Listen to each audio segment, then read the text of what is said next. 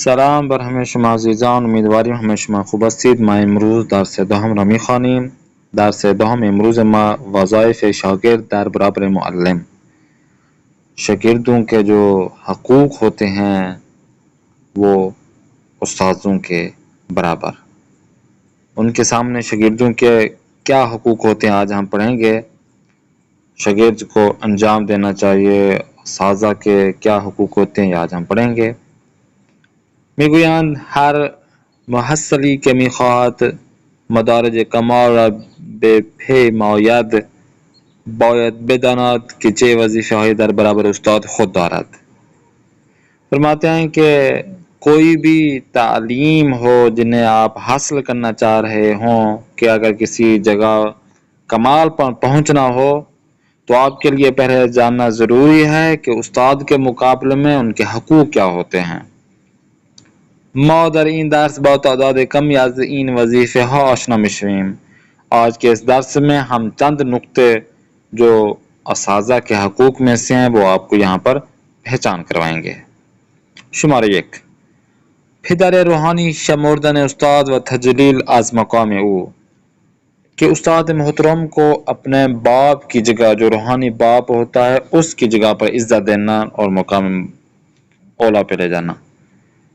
شاگرد باید استاد را پدر روحانی خود بشمارد و با دیده تکریم به استاد بنگرد. شاگرد کو چاہیے کہ استاد کو اپنے روحانی باپ کا درجہ دے اور اس کی عزت و احترام کرے اور اس کی عزت و احترام کے نگاہ پہ رہے. ان کی نگاہ عزت و احترام کی جگہ رہیں تا بہری بیشتری عزوبے پرد، تاکہ وہ استاد سے مزید استفاده کر سکے، علم حاصل کر سکے. باید بداند که این پدر روح و شخصیت او را تربیت میکند. ضروری ہے کہ وہ اس چیز کو جانے کہ یہ والا جو باپ ہے اس کی روح اور اس کی شخصیت کی تربیت کر رہا ہے. شماره 2. فروتنی در برابر استاد. استاد کے مقابلے میں اس کی عزت. استاد کے مقابلے میں اپنا جھکاؤ، کتنے حد تک آپ ان کے عزت کرتے ہیں اور آپ خود کتنا جھکتے ہیں.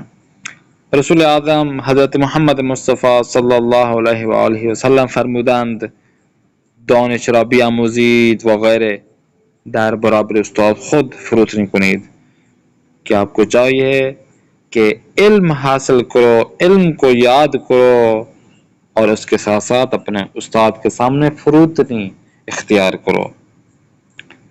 اپنے آپ کو کم سمجھو، استاد کو بزرگ سمجھو، اس کا احترام کرو. شماره 3 میں دیکھیں سرماش کے گرفت تنازع، کہ استاد کو آپ نمونہ عمل لیں، الگو لیں، سرمشق کریں کہ استاد کا جو مقام ہے اس درجے تک مجھے پہنچنا ہے. شاگرد باید از شیوه زندگی استاد از نظر راستی و درستی الگو بگیرد، کہ شاگرد کو چاہیے کہ استاد کی زندگی کو اپنی نظر میں رکھے، دیکھے کہ استاد کس مقام و مرتبے پر پہنچا ہے تاکہ اس سے نمونہ حاصل کرے، عملی نمونہ حاصل کر سکے. و او را راه بر خود دانسته و از سفارش استاد پیروی نماید، کہ استاد کو اپنا رہبر سمجھے، بڑا سمجھے اور استاد کی پیروی کرے. به همین دلیل است که نخستین و مهمترین وظیفه شاگرد یافتن استاد شایسته است، کہ یہی پہلی چیز ہوتی ہے اور مہمترین چیز ہوتی ہے شاگرد کے حق میں کہ استاد کو محترم جانے تا به پیروی از او بتواند مسیر ہدایت را باز یابد، تاکہ استاد کی پیروی کر کے اس کے پیچھے چل کے اس ہدایت کے راستے کو پار کرے، کھولے. شماره 4. با احترام از استاد یاد نمودن. استاد کو احترام کے ذریعے یاد کرے. هرگاه دانشجو بخواهد در نبودن استاد نام او را به زبان آورد شایسته است عنوان های محترمانه ای.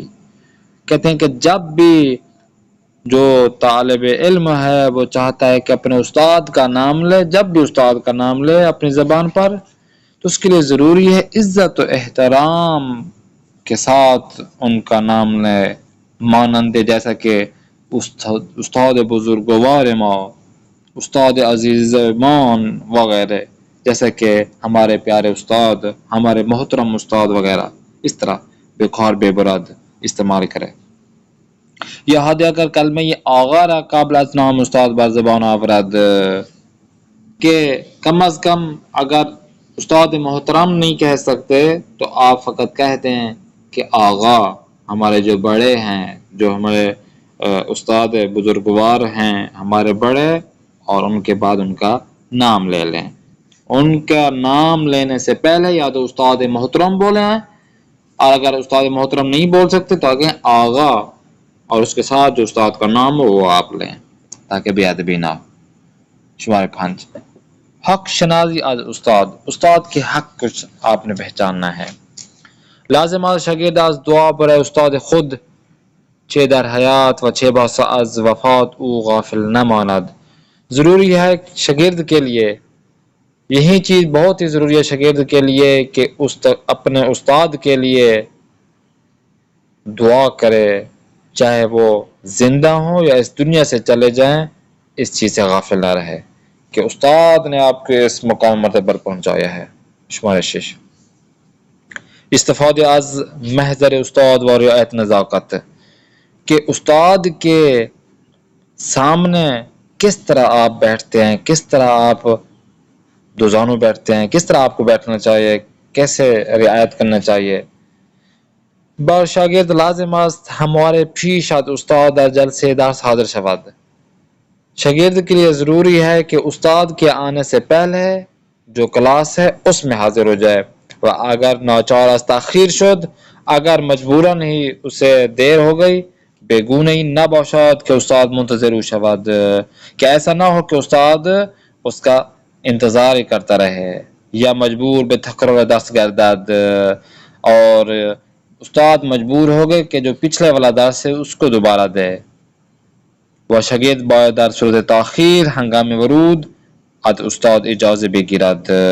اور شاگرد کو چاہیے کہ ضروری ہے کہ جب تاخیر ہو گئی ہے تو جب بھی کلاس میں وارد ہو، داخل ہو، تو استاد سے اجازت لے. و تا استاد اجازت نہ داده وارد جلسه نشود. اگر استاد اجازت نہ دے تو وہ اس کلاس میں داخل نہ ہو. شمار 7 آراستن و پیراستن برون و آمادگی درون. اپنے اندر اور اپنے بہر کے جو آراستگی ہے، جو اپنے آپ کو آپ بناوٹ ہے، اپنی بناوٹ ہے، سنور کے آپ نے آنا ہے، کیسا کرنا ہے. شاگرد ہنگام ورود به جلسه درس باید هم از لحاظ جسمی و بیرونی کامل باشد و هم از لحاظ ذہنی و قلبی.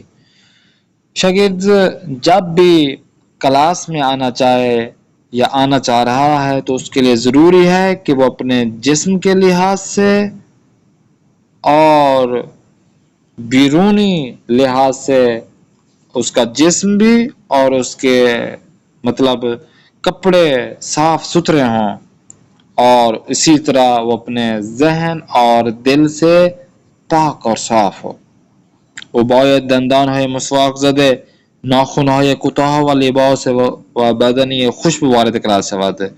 شاگرد کو چاہیے کہ وہ اپنے دانتوں کو صاف کیے ہوئے، ناخن کو کاٹا ہوا، اور اسی طرح اپنے کپڑوں کو اور بدن کو خوشبو لگا کے معطر کر کے کلاس میں آئے.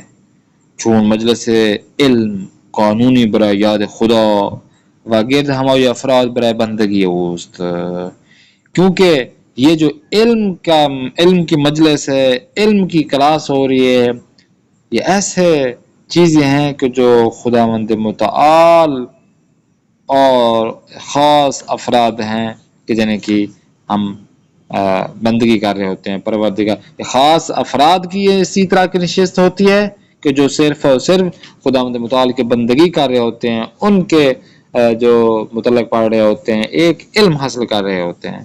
تو اس کلاس میں کہ جس میں ہم اللہ تبارک و تعالی کہ ایسے سمجھیں بندگی کر رہے ہوتے ہیں، اہل علم والے بن جاتے ہیں، اس کلاس میں آپ کو کس طرح آنا چاہیے جو آپ کو بتایا گیا ہے. روح ذهن و قلب شاگرد باید صاف بانشات و آماده باشد کہ شاگرد کا روح ذہن اور دل ضروری ہے کہ صاف و شفاف ہو اور وہ آمادہ ہو کلاس کے لیے، علم حاصل کرنے کے لیے۔ چستگی سے وہ بیٹھے اور آمادہ رہے تھبے تھوانت بخوبی و سریع کلام استاد رو در کر دے کہ تاکہ ایسے رہے چست و چلاک کہ استاد جو کچھ ہی بولے تو اسے اچھی طرح سمجھ سکے، جلدی سمجھ سکے۔ پرسش یہ او را به درستی پاسخ داد و استاد را و ادار به تکرار مطلب نہ نماید کہ ایسے ہی چست و چلاک ہو کے بیٹھے کہ استاد ایک ہی مرتبہ بولے سوال کو اور جواب کو تو وہ اچھی طرح سے سمجھ لے، یہ نہ ہو کہ استاد کو پھر بار بار تکرار کرنا پڑے۔ سوال شمار 8، رعایت ادب در محضر استاد، استاد کے محضر میں کس طرح اپنے ادب کی رعایت کرنا ہے؟ یکی از مهمترین وظیفه های شاگرد این است که مشتاقانه به سخنان استاد گوش دهد. ایک بہت ہی مہمترین جو وظیفہ ہے شاگرد کا وہ یہ ہے کہ استاد کے باتوں کو غور سے سنیں۔ نگاهش را در چہره او متمرکز کند، اپنی نگاہوں کو استاد کے نگاہوں کی طرف متمرکز کرے، ان کے چہرے کی طرف کہ وہ کیا بول رہے ہیں۔ وہ آنہا در ذہن خود نگاہ دارد، اور چاہیے شاگرد کو کہ ذہن میں وہ ان کو بٹھا لے۔ بے این سو و آن سو نہ نگرد، ادھر ادھر نہ دیکھے، بدست و سائر اعضاء خود بازی نہ کند، اپنے ہاتھوں انگلیوں کے ساتھ کوئی کھیل نہ کھیلے، و ہنگام نشستن حالت جسارت امیزی نہ داشته باشد کہ بیٹھتے ہوئے کلاس میں استاد کے سامنے ایسے نہ بیٹھے کہ جسارت ہو، بے ادبی ہو۔ لام نہ داد، بے جہت صرف نہ کند کہ ایسے سیدھے ٹانگے کر کے نہ بیٹھے اور بے جا کھانسے نہیں، آب دہان بینی و خالت سینے را بیرون نہیں اندازد، نہ ہی کھانسے، نہ ہی ناک سے پانی، منہ سے پانی، اور عروق نہ زند، نہ ہی وہ الٹی کرے، اسی طرح کے یہ چیزیں جو ہیں، خمیازے نہ کشد، خمیازے نہ لے، اور صحیح کند، صحیح کرے، کوشش کرے کہ صدای اتشی زیاد بلند نہ شود، کہ جو چھینک ہوتی ہے وہ بھی اتنی زیادہ نہ ہو کہ بے ادبی میں شمار ہو۔ در محضر استاد با دیگران نجوا نہ کند کہ استاد کے سامنے اونچا نہ بولے، ادھر ادھر باتیں نہ کرے دوستوں کے ساتھ، صدای شرا بلند نہ سازد، اپنی آواز کو بلند نہ کرے، و زیاد از حد سخن نہ گوید، یعنی پر حرفی نہ کند کہ زیادہ جو بولنے والے ہوتے ہیں اس طرح نہ بنے کہ زیادہ باتیں کرتا رہے۔ سخنان زشت رقیق ناسزا و خند آور به زبان جاری نہ سازد کہ ایسی غلط باتیں جو ناسازوار ہوتی ہیں، جو جس سے یا ایسے لطیفے ہو گئے یا ایسے باتیں ہو گئیں جو درست نہیں ہوتی، وہ ایسے باتیں نہ کرے۔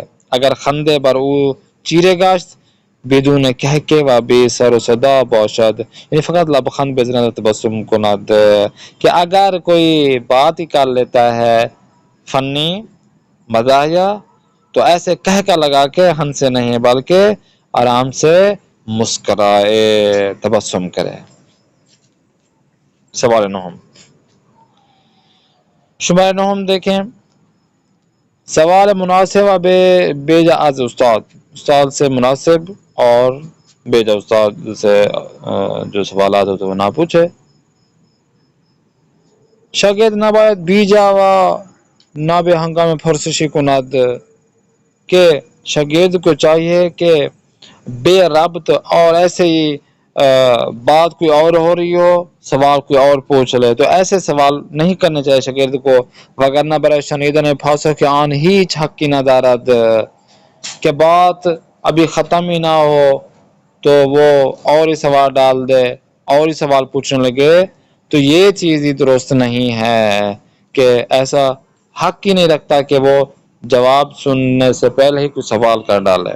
همچنین شرم و حیا نباید مانع سوال علمی و شائسته او گردد. یہ بھی نہ ہو کہ وہ کوئی سوال پوچھے ہی نہ شرمسار ہو کر شرمندگی سے کوئی بات ہی نہ کہے، علمی کوئی بات ہی نہ کرے، نہ ہی سوال پوچھے، یہ بھی نہ کرے، بلکہ با نہایت جرأت و شہامت آن را از استاد خود پرسیده و برای آن جواب کامل بخواهد. بلکہ انہیں چاہیے شاگرد کو کہ جرأت اور بہادری کے ساتھ آپ استاد سے جو کچھ پوچھنا چاہتے ہیں، علمی سوال ہو، وہ خود پوچھے اور ان کا جواب حاصل کرے.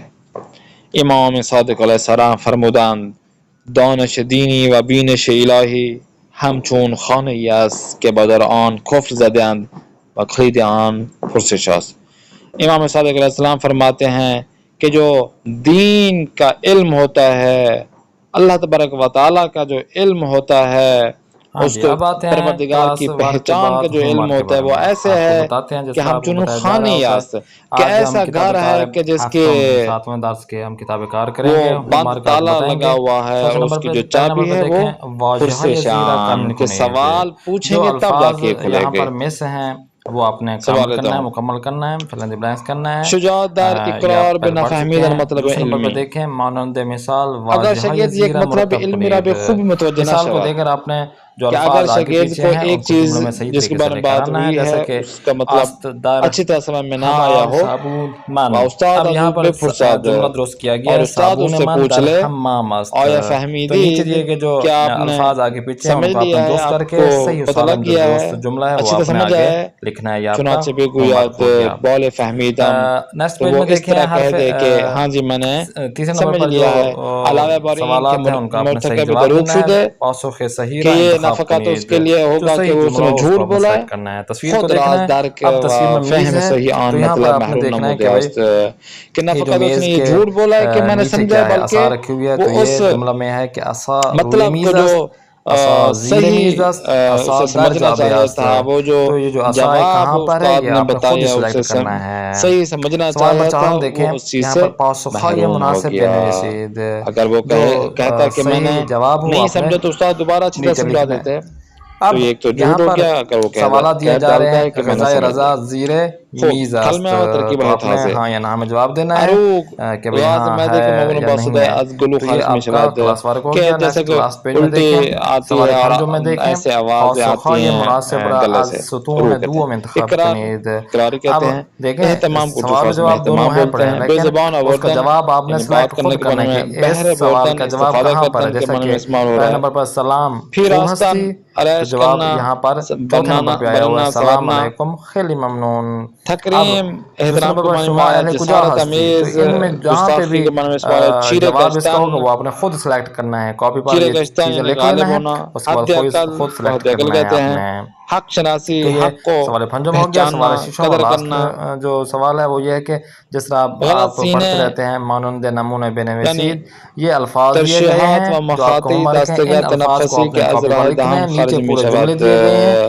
یہ جملے کہ بھی یہ آپ نے قسم جس کی طرح یہاں پہ آواز لکھا ہوتی ہوا ہے آپ کہ نے جو کاپی پر لکھنا ہے. اس سے یہ ہوگا منہ آپ سے کی ہینڈ رائٹنگ درست ہو سکے آوازیں گی. آتی ہیں.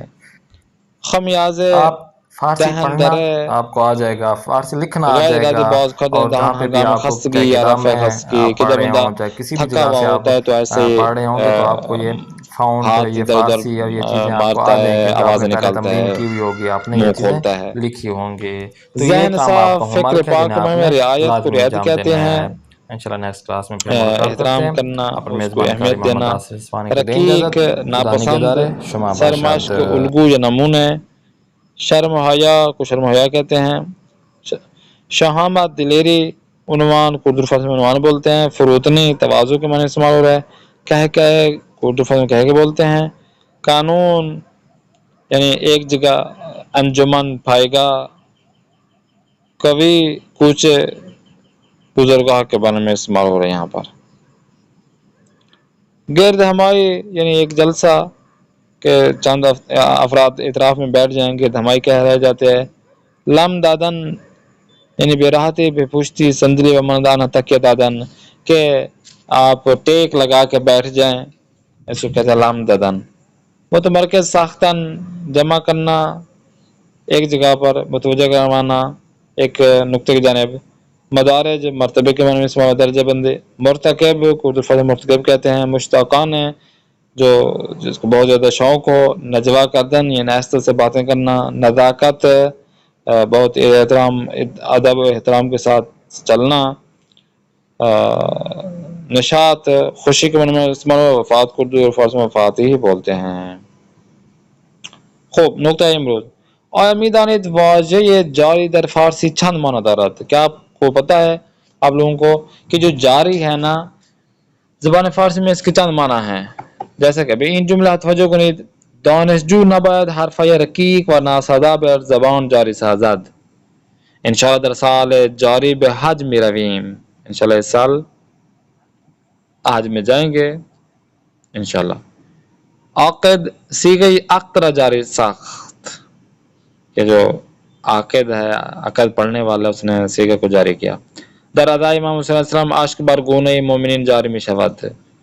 باید برای جاری کردن سنت های الهی تلاش و کوشش نماییم. ما میخواهیم احکام شرع را جاری کنیم. در جمله دوم بر زبان جاری ساختن به معنی به زبان آوردن و گفتن است. کہ دوسرے جملے میں کہ بر زبان جاری ساختن کا مطلب یہ ہے کہ زبان سے به معنی به زبان آوردن یعنی بات چیت کرنا کے معنی استعمال ہو رہا ہے. توجه لطفاً به مراجع به فرهنگ لغت فارسی معنی واژه جاری در جمله های عادی پیدا کنید و بنویسید. یہ تو دوسرے جملے کی جانب آپ نے اشارہ کیا ہے کہ بر زبان جاری ساختن کا مطلب یہ ہے کہ بات چیت کرنا آواز دینا زبان آوردن سے. باقی کے جو جملے ہیں ان میں جو جاری لکھا ہے وہ آپ نے اپنی طرف سے سرچ کرنا ہے کہ ان کا کیا معنی ہے تو یہ آپ نے بتانا ہے. خوب بیشتر بدانی. نمونه های از ارج نهادن به مقام استاد. کہ ایک نمونہ ایک قصہ جو کہ استاد محترم کے احترام کے بارے میں جو آج بھی ہم بیان کر رہے ہیں. پس از بازگشت امام خمینی رحمت اللہ علیہ از پاریس به ایران و پیروزی انقلاب اسلام. کہتے ہیں کہ امام خمینی رحمت اللہ علیہ کا پاریس سے اب ایران واپسی ہوئی اور انقلاب اسلامی کو فتح ملی. ایشان به قم تشریف آوردن. وہ قم المقدس میں تشریف لائے. و برای زیارت قبر استاد شان به قبرستان شیخان رفتند اور اپنے استاد محترم کی قبر کی زیارت کرنے کے لیے وہ جو حرم مطہر کے ساتھ ہی قبر شیخان ہے وہاں پہ گئے. آنگاه با قسمتی از امام خود غبار قبر استاد شان حضرت اللہ میرزا جواد آقا ملکی تبریزی علی المقام و شریف رفع کردند.